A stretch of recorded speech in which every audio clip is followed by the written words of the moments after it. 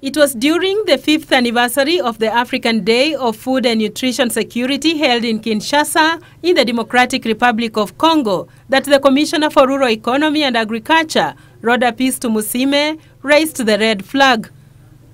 Tumusiime says the negative impact on food security on the continent has harrowing statistics of stunting in children under the age of 5 years.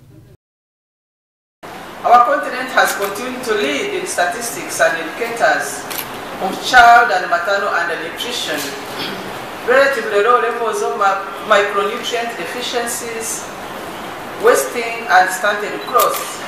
While commemorating the day that was supposed to show promise to food security in Africa, Tumusiime warned that the indicators and statistics of child and maternal undernutrition, relatively low levels of micronutrient deficiencies, wasting, and stunted growth affecting some 25 million people in Africa has a greater impact on economic growth.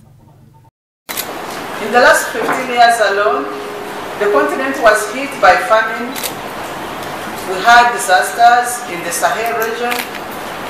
We also had a crisis in the Horn of Africa.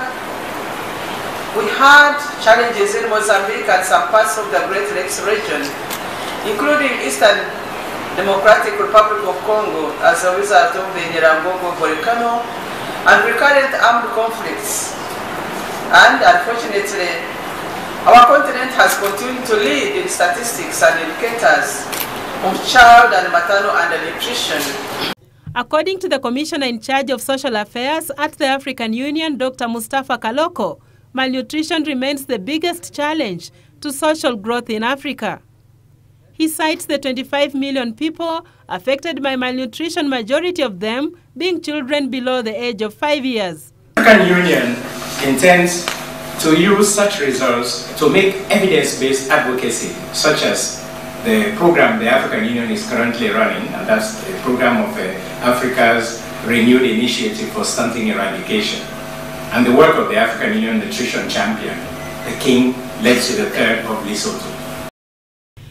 Dr. Kaloko called on universities and institutions of higher learning in Africa to begin generating usable statistics that can be used by various governments for planning and to have evidence-based interventions in food security.